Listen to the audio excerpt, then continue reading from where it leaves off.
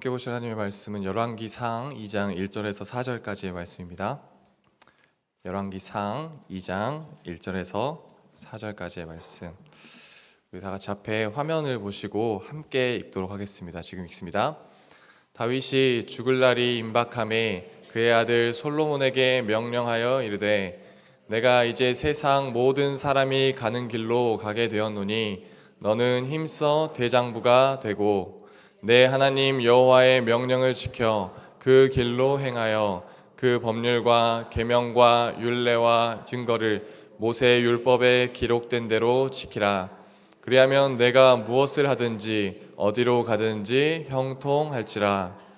여호와께서 내 일에 대하여 말씀하시기를 만일 내 자손들이 그들의 길을 삼가 마음을 다하고 성품을 다하여 진실이 내 앞에서 행하면 이스라엘 왕 위에 오를 사람이 내게서 끊어지지 아니하리라 하신 말씀을 확실히 이루게 하시리라. 아멘. 네, 우리 이 시간 전후좌우 계신 성도님들과 이렇게 한번 인사했으면 좋겠습니다. 주님 안에서 힘을 냅시다. 이렇게 인사했으면 좋겠습니다.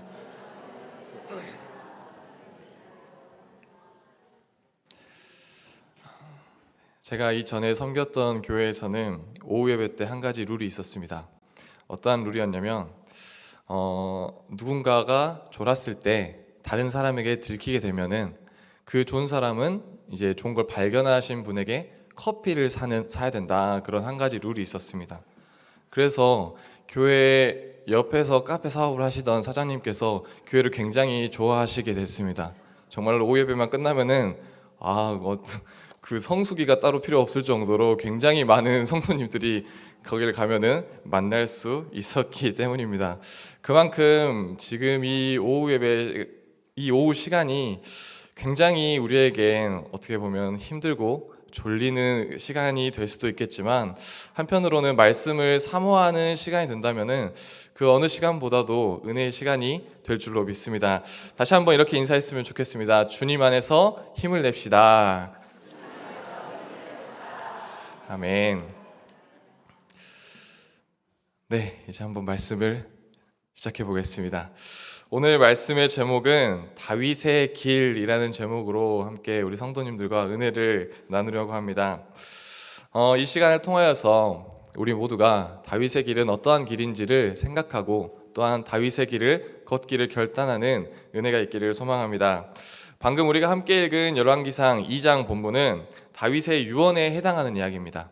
다윗이 죽을 날이 가까워졌고 그의 아들 솔로몬에게 남기는 말, 유언을 하고 있는 내용입니다. 유언은 어떤 겁니까? 유언은 사람이 죽기 전에 사랑하는 사람에게, 가족들에게, 지인들에게 남기는 말을 유언이라고 하죠. 그런데 이 유언은 그냥 가볍게 말하지 않습니다. 유언은 장난식으로 말하지 않습니다. 정말로 마지막으로 하는 말인 만큼 정말로 이 사람이 이렇게 살아줬으면 좋겠다, 이런 모습으로 살아줬으면 좋겠다, 이러한 소망과 이러한 바람을 가지고 그 사람에게 유언을 남기는 말이죠. 또한 듣는 사람도 그 유언은 대충 들어서는 안 됩니다. 무겁게 생각하고 진지하게 생각하고 그것을 받아들임으로써 그 말씀대로, 그 이야기대로 살려고 하는 그러한 노력이 필요하죠. 정말로 중요하고 가장 진지하고 마지막까지 지켜줬으면 하는 바람을 솔로몬에게 이야기하고 있는데, 열왕기상 2장을 보면 이 다윗의 유언은 크게 두 가지로 볼 수 있습니다. 처음 1절부터 4절까지는 신앙적인 지침, 너는 앞으로 하나님을 이렇게 해라, 하나님을 이렇게 모셔라 말씀하고 있고, 5절부터 9절까지는 정치적인 지침을 하고 있습니다. 먼저 신앙적인 지침을 살펴보면 2절에서 3절 말씀, 내가 이제 세상 모든 사람이 가는 길로 가게 되었노니 나 이제 곧 죽게 생겼다. 너는 힘써 대장부가 되라. 내 하나님 여호와의 명령을 지켜서 그 길로 행하고 그 법률과 계명과 율례와 증거를 모세의 율법에 기록된 대로 지키라. 그리하면 너가 어디로 가든지 형통하게 될 것이다 라고 다윗이 솔로몬에게 이야기하고 있습니다. 그렇다면 이 말씀을 요약하면 무슨 말씀입니까? 솔로몬아, 너는 용기를 내라. 너는 힘써 대장부가 되라. 그리고 하나님의 말씀을 잘 지켜라. 계명과 율법을 너의 목숨처럼 잘 지켜라 이렇게 말씀하고 있습니다. 가장 진지하고 중요한 이야기를 해야 할 때에 솔로몬에게 하나님을 사랑하고 용기를 가지고 담대해야 된다라고 말씀하고 있는 것이죠. 이러한 장면과 매우 비슷한 모습이 여호수아에 등장하게 됩니다. 이제 모세가 죽고 이스라엘 백성들의 리더십을 이제 여호수아에게 넘겨줄 때가 됐을 때, 이것이 모세의 유언은 아니지만 하나님께서 여호수아에게 나타나 이렇게 말씀하십니다.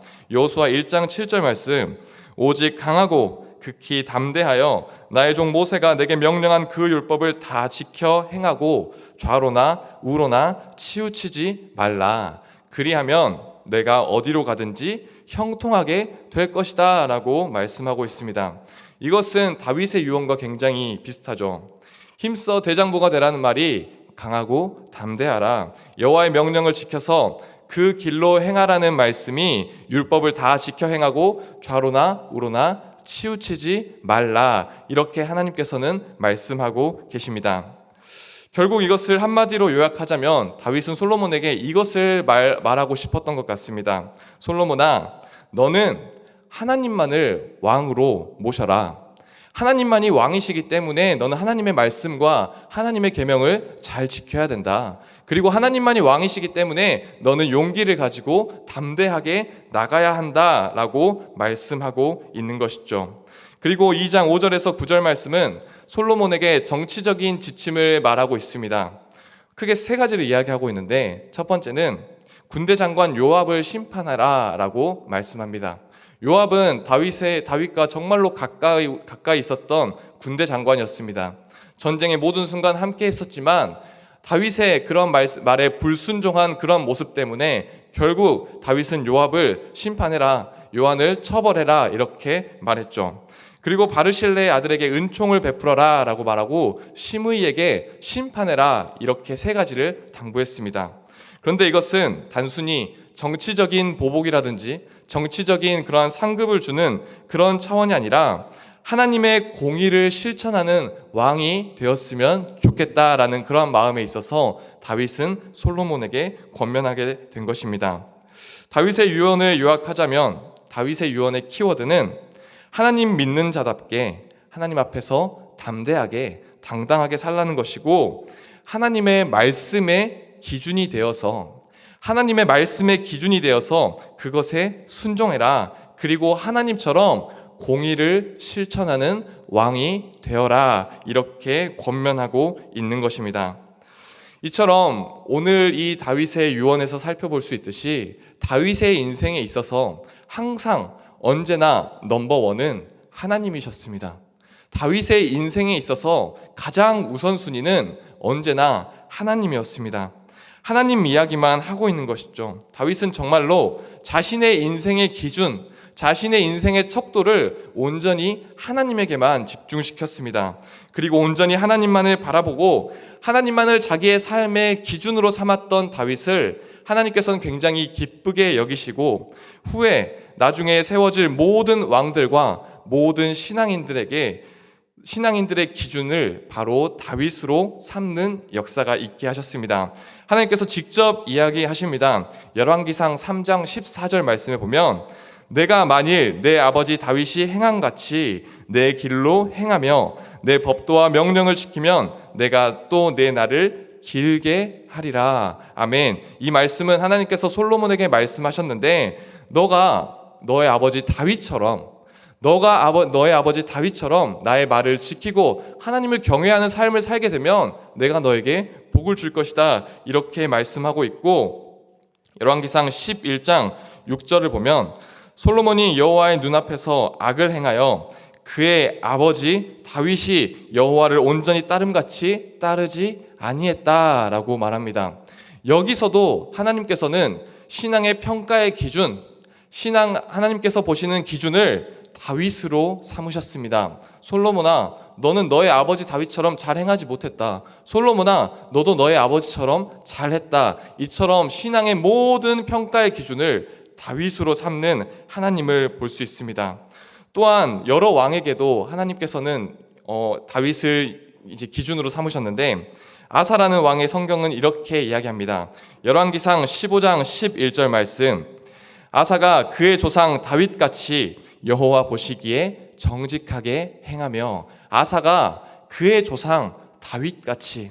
여기서도 성경 어디에서도 하나님께서는 다윗을 하나님의 자녀의 평가의 기준으로 삼으셨던 것이죠. 성경은 끊임없이, 또한 열왕기 상하에서는 무수히 많은 왕들이 세워지고 죽고 하나님이 심판하시고 축복하시는 많은 이야기 속에서 언제나 하나님의 평가의 기준의 사람은 바로 다윗이었습니다. 이것이 바로 다윗의 길인 것 같습니다. 하나님께서 심판하시는 사람의 기준, 다윗. 우리가 그러한 다윗의 길을 걸어가길 소망합니다.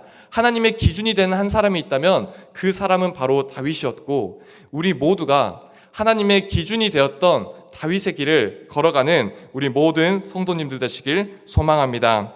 하나님의 기준이었던 다윗의 삶이 우리의 삶의 기준이 되어서 우리 모두도 하나님의 기준이 되고, 또한 다른 사람들에게 있어서, 믿지 않는 사람들에게 있어서 기준이 되는 그러한 성도님들 되시길 간절히 소망합니다.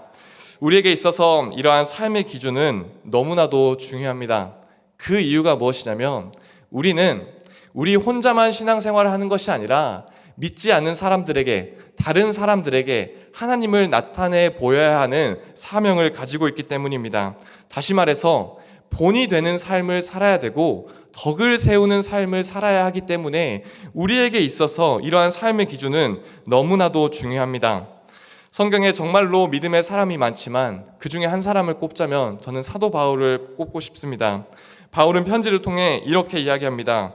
데살로니가 후서 3장 9절 말씀에 보면, 우리에게 권리가 없는 것이 아니요 오직 스스로 너희에게 본을 보여 우리를 본받게 하려 함이니라. 아멘. 바울은 아주 자신 있게 이야기합니다. 너희들은 나를 본받아라. 너는 나를 본받아라. 이렇게 말합니다. 다윗은 어떻게 이렇게 당당하게, 또한 자신 있게 나를 본받으라 이야기를 할 수 있었을까요? 그것은 바로 바울 자신이 먼저 다른 사람들에게 있어서 본이 되는 삶을 살았기 때문입니다. 빌립보서 3장 17절에도 동일하게 이야기합니다. 형제들아 너희는 나를 본받으라. 형제들아 너희는 나를 본받으라. 위 구절들을 통해서 우리가 알 수 있는 것은, 크리스천은 예수님을 구주로 섬기고 예수님을 나의 주인으로 섬기며 살아가는 크리스천들은 누군가에게 있어서 자신의 믿는 믿음을 본으로 보여주는 사람이 되어야 한다는 것입니다. 또한 그 보여준 본대로 살아내야 하는 사명을 가지고 있다라는 것입니다. 그렇다면 도대체 바울은 어떻게 본이 되는 삶을 살 수 있었을까? 그것은 당연히 예수 그리스도께 기준이 있었습니다. 바울은 오직 예수님이 기준되는 삶을 살았기 때문에 본이 된 삶을 살 수 있었고, 사람들에게 나를 본받으라 라고 자신 있게 이야기할 수 있었습니다. 고린도전서 11장 1절 말씀을 보면, 내가 그리스도를 본받는 자 된 것 같이, 내가 그리스도를 본받는 자 된 것 같이 너희도 나를 본받는 자 되라. 바울은 어떠한 다른 것들을 본받지 않았습니다. 바울은 선생을 본받지 않았습니다. 바울은 오직 예수님을 본받았기 때문에 다른 사람들을 권면할 때 나를 본받아라 이렇게 말할 수 있었던 것입니다. 내가 예수님을 본받은 것처럼, 예수님을 기준 삼은 것처럼 너희도 나를 본받아라. 고린도 교회 성도들에게 자신 있게 권면할 수 있는 것이죠. 바울은 예수님의 제자였습니다. 우리 또한 예수님의 제자로 살아가야 합니다. 예수님의 제자, 하나님의 모습을 닮아가는 제자, 성립교회의 제자가 되는 것이 아니고, 목사님의 제자가 되는 것이 아니고, 기독교 종교의 제자가 되는 것이 아니고, 교단의 제자가 되는 것이 아닌, 우리는 예수님의 제자로서의 삶을 살아가야 한다는 것이죠. 제자는 무엇입니까? 제자는 스승을 따라가고 닮아가는 사람이 제자입니다.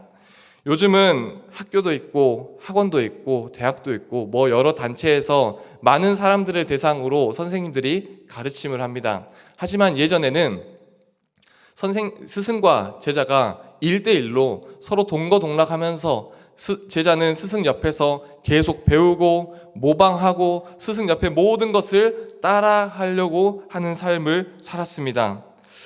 저에게도 우리 담임 목사님을 영적 스승으로 담고자 하는 부분이 있고, 또한 인간적으로 담고 싶어하는 그런 스승도 있습니다. 제자는 스승의 모습을 닮아가야 합니다. 저는 이 제자 이야기만 나오면은 옛날에 했던 드라마 허준이라는 드라마가 생각이 납니다. 아마 거의 대부분의 우리 성도님들께서 보셨을 것 같은데, 이 허준 드라마를 보면 어떻습니까? 그 배우 정광열 씨가 이제 연기를 했었죠. 허준이 의술을 배우기 위해 스승 유이태 밑에 들어가서 정말로 모진 그런 고난을 겪고 수모를 겪고 어려움을 겪고 억울함을 겪으면서 그 밑에서 버티고 견디고 또 버티고 견뎌서 의술을 배우게 됩니다. 그런데 의술을 배운 것도 있지만 그 의술보다 더 중요한 스승의 마음과 스승의 정신을 배우게 되죠. 돈을 쫓는 것이 아니고 백성들을 사랑하고 백성들을 아끼고 보살피는 애민 정신을 배우게 되었습니다. 이처럼 누군가를 진정으로 존경하고 사랑하고 닮고자 한다면 그 사람의 일거수일투족 모든 것을 따라하게 되어 있고, 그 사람의 모든 것을 닮아가기 위해 또 모방하기 위해 노력하게 되어 있습니다. 그렇다면 우리는 예수님을 닮아가야 하는데 어떠한 모습을 닮아가야 될까요? 이미 주님께서는 우리에게 말씀해 주셨습니다. 요한복음 13장 34절에서 35절 말씀, 우리 다 같이 한 목소리로 읽겠습니다. 시작. 새 계명을 너희에게 주노니 서로 사랑하라. 내가 너희를 사랑한 것 같이.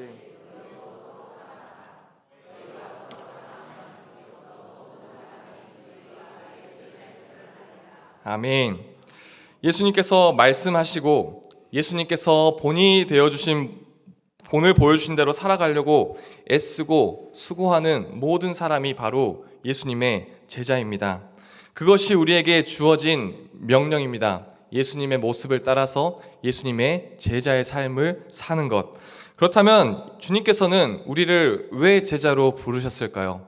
우리는 왜 주님의 제자로 살아야 될까요? 하나님의 모든 계획에는 목적이 있습니다. 어떠한 것도 우연이 없습니다. 하나님께서 우리를 제자로 부르신 목적인 본이 되는 삶을 살아야 하는 목적은 성령의 능력으로 성령님을 모시고 사는 사람답게 이제 지역과 세상으로 돌아가서 하나님의 향기를 나타내고 주님께서 우리에게 가르쳐 주신 가르침대로 살아라, 이러한 목적 때문에 주님께서는 우리를 제자로 불러주신 것입니다. 그런데 실제로 우리의 삶의 모습을 보면 그렇지 못한 경우가 너무나도 많은 것 같습니다. 예배를 사모하고 정말로 말씀을 사모하고 뜨겁게 기도하고 교회 안에 모여서 영적으로 교제는 있지만 정작 우리가 그 담을 넘어서 그 경계를 넘어서 섬기고 나가는 일에는 참 우리가 등한시하고 있지 않았나, 이런 반성이 있습니다. 우리가 지역과 세상을 섬기는 이유는 단순히 선행을 보이기 위해서, 선행을 하고 착한 일을 보이기 위해서 하는 것이 아니라 이 일을 통해서 예수님을 전하기 위함입니다. 우리가 경계를 넘어서 교회 안에 있는 것뿐만 아니라 교회 바깥으로 나아가서 예수님의 향기를 드러내는 것은 단순히 착한 일을 하는 것이 목적이 있는 것이 아니고 예수님의 가르침, 예수님의 말씀을 실천하기 위함입니다. 이 마지막 결론까지 가려고 하려면 정말로 어려움과 힘듦이 있습니다. 하지만 우리에게 어려움이 있고 힘듦이 있다고 할지라도 우리는 포기해서는 안 됩니다.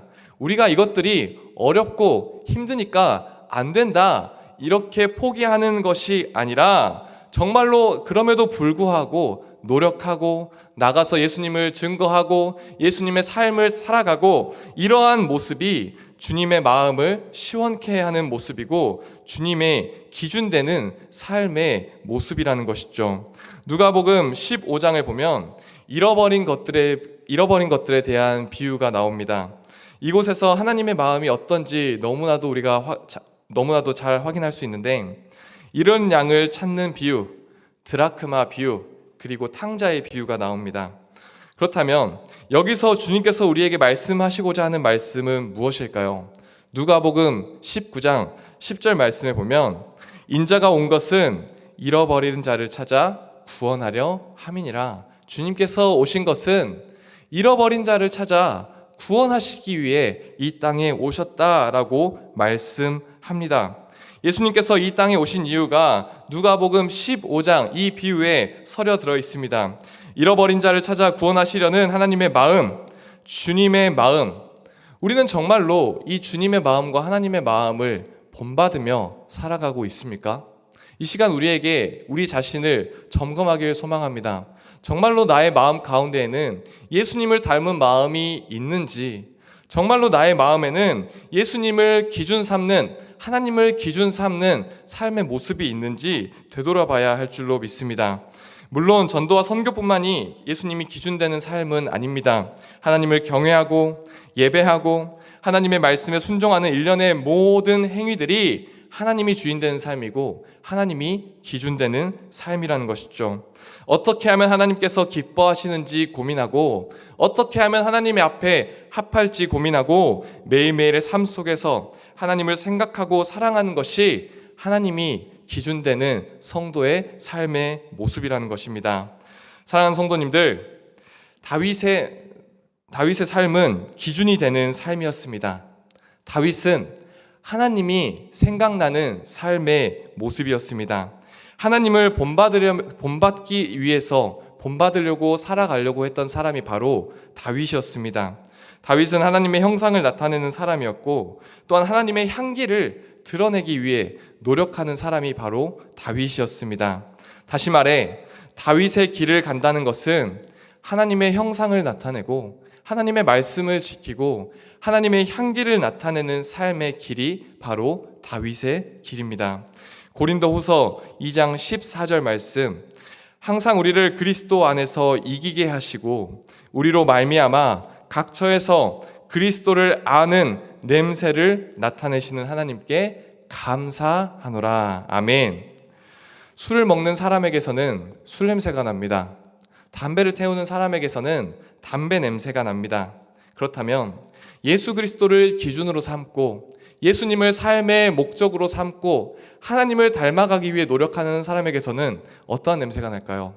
그것은 바로 예수님 닮은 냄새, 하나님의 냄새가, 예수님의 향기가 나타나게 되어 있습니다.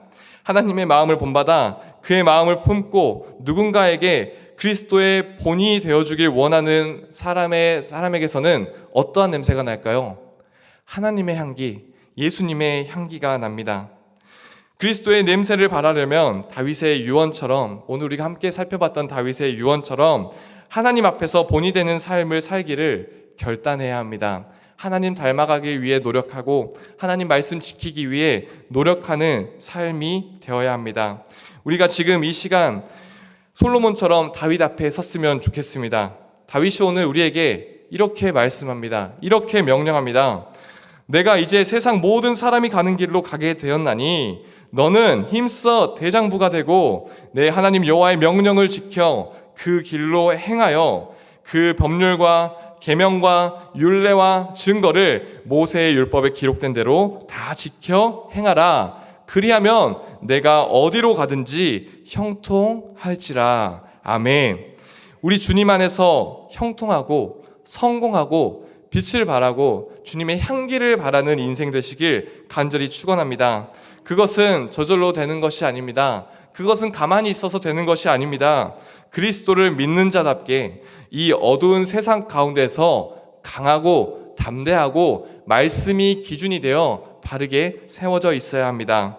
하나님께서 나의 아버지가 되시고 하나님이 나를 사랑하시고 하나님이 내 인생의 주권자, 하나님의 내 인생의 주인 되심을 인정함으로써 강하고 담대하게 골리앗과 같은 큰 어려움과 큰 산이 온다고 할지라도, 답이 보이지 않는 상황이 온다고 할지라도 항상 우리와 함께 하시는 하나님만을 의지하고 하나님만을 내 삶의 주인으로 섬기며 나아가는 우리 모든 성도님들 되시길 간절히 소망합니다.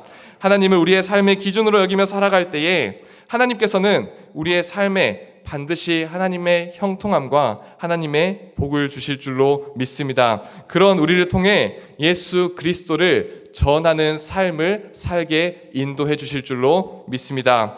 말씀을 마치겠습니다. 다윗은 어떠한 상황 가운데서도, 죽을 위기 가운데서도, 광야 한가운데서도, 쫓기는 상황 가운데서도 오직 하나님만을 바라봤습니다. 하나님만을 바라보고 하나님만을 기준 삼고 하나님만을 찬양하고 하나님만을 예배했습니다. 사랑하는 성도님들, 오늘 이 시간 우리도 하나님을 본받는 모습이 무엇인지, 하나님이 기준되는 삶의 모습은 어떠한 삶의 모습인지 고민하고 결단하는 은혜가 있기를 소망합니다.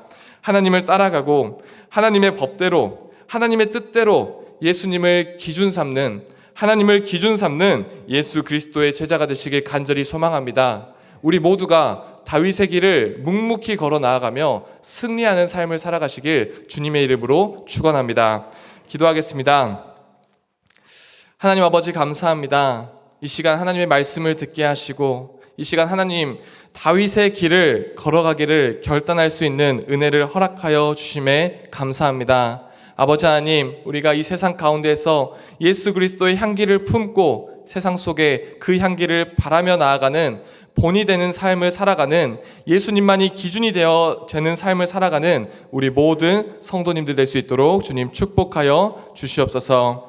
감사드리며 모든 말씀 우리 구주 예수님의 이름으로 기도합니다. 아멘.